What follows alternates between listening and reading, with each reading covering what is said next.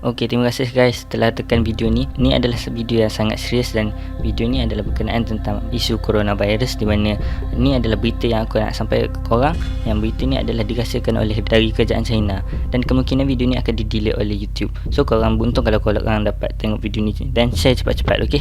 Okey, berita ni aku dapat daripada kawan aku daripada negara China tu yang bernama Leaflet melalui aplikasi WeChat. Okey, dia bagi tahu kat sini, pekerja syarikat angkasa China sendiri dia bagi tahu yang sebenarnya coronavirus seperti yang kita diberitahu berasal daripada kelawar adalah hoax semata-mata. Benda tu adalah dibuat-buat oleh kerajaan China sendiri dan sebenarnya ini berlaku adalah kerana misi angkasa dia orang. Sebenarnya virus corona ni berasal daripada bulan. Okey, legit ke bulan ni ada virus? Okey, sebenarnya macam kita dibagi tahu oleh ahli astronomi semua, bulan ni tak ada benda hidup. Tapi korang kena tahu sebenarnya virus dikategorikan dalam ilmu taksonomi sebagai benda yang tak hidup. Maksudnya kat bulan ada virus. So macam mana virus dekat bulan tu boleh sampai kat bumi? So inilah yang dijadikan rahsia besar China yang menyebabkan virus tu sampai ke bumi dalam misi angkasa yang dikenali sebagai Chang'e 4 ataupun Chang'e 4 lah. Chang'e 4 ni adalah satu eksplorasi bulan yang dibuat pada tahun 2019. Dia start awal lagi tapi sampai sekarang pun adalah still beroperasi. Chang'e 4 ni mula-mula dia akan orbit bulan,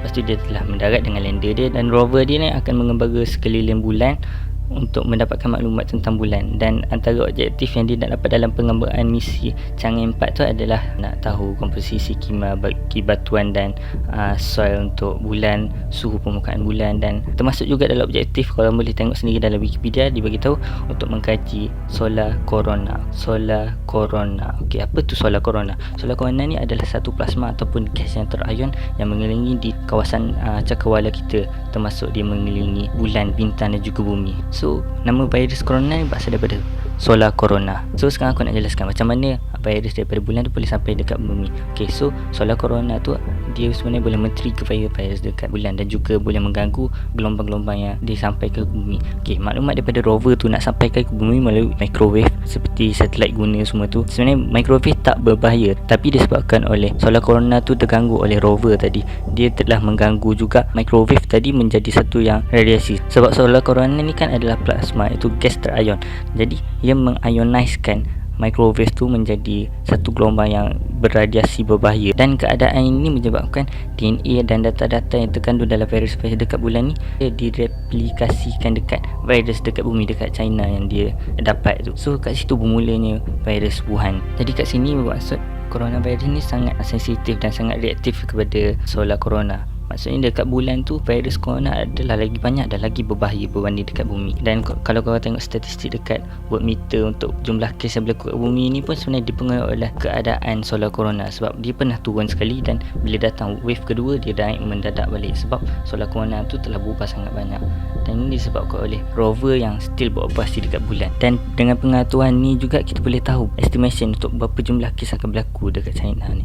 Saya nak kira jumlah estimation untuk kes coronavirus ni, kita boleh gunakan formula terkenal Einstein, iaitu E equal to mc square. Tapi mengikut teori asal untuk formula ni dalam falsafah Khalidism, sebenarnya E equal mc square ni adalah formula yang agak berbeza. E equal to mc square, E itu adalah estimation case, iaitu case yang kita nak estimate. Tapi untuk tahu jumlah M tu adalah moon, mass moon. Kalau kita nak tahu nilai M tu, kita kena guna balik E tu sebagai kadaran. So E itu adalah Earth, M itu adalah Moon. GSM untuk Earth adalah 5.972 kali 10 kuasa 24 kg. Moon adalah 7.347 kali 10 kuasa 22 kg. So kita dapat kadaran dia 81.5 GSM Moon menyamai 1 Earth. So kita dapat nilai M tu adalah 81.5. Kita dah dapat M, so kita nak tahu nilai C square pula. So apa pula C square? Okay, C adalah stand for Celsius. Kosong Celsius menyamai 32 Fahrenheit. So C adalah 32 Fahrenheit dikuasa 2 kan menjadi 1024. So 81.5 kali dengan 1024, kita dapatlah estimation case dia adalah, so tu adalah estimation case. Maksudnya estimate ni adalah jangkaan. Maksudnya dia tak akan betul-betul tepat, tapi itu adalah nombor yang paling hampir yang kita boleh kaji berapa jumlah kes akan berlaku kat China. Dan sekarang ni jumlah kes kalau kita tengok world meter untuk hari ni adalah